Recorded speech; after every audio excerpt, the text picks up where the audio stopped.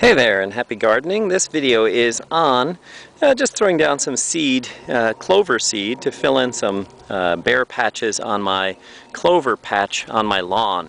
So if you've watched my other videos, you've seen that I've taken about a 10-foot by 50-foot almost area of my lawn and converted it from grass to clover. And actually, if you look at it, sort of left to right here, on the left side is the clover, and on the right side is the grass. And to me, the clover actually looks, much greener. It doesn't have, any of the, kind of yellowed areas. So it has stayed looking green over the winter. Right now, it's the middle to late part of March. But there's a few areas where my clover patch has gone a little bit bare. And that's mostly because I had a lot of pumpkins growing around here, and the pumpkin vines and leaves, as you know, are large, and they spread out and take up a lot of space. And that's one of the things I love about planting them into an area that's going to crawl into clover, is that unlike the grass, which will have shoots that shoot up taller than the pumpkin vines and start to look untidy, the clover never grows more than a couple of inches tall, so it stays nice and neat looking.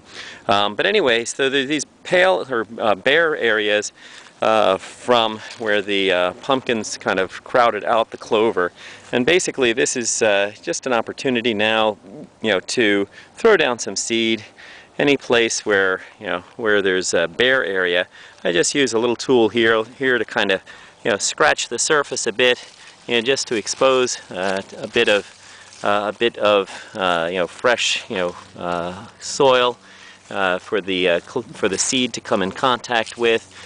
If there's any weeds, this is also a good time to pluck them out, because now is a good time when everything is nice and low, and you can kind of see what's where. So if there's anything growing in here in your clover patch that you don't want to be growing there, this would be a good time to pull those things out.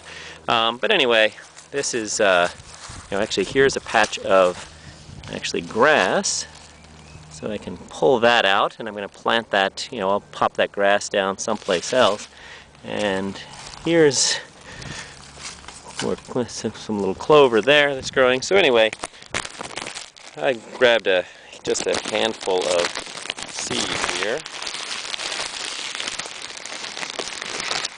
and just in a bag.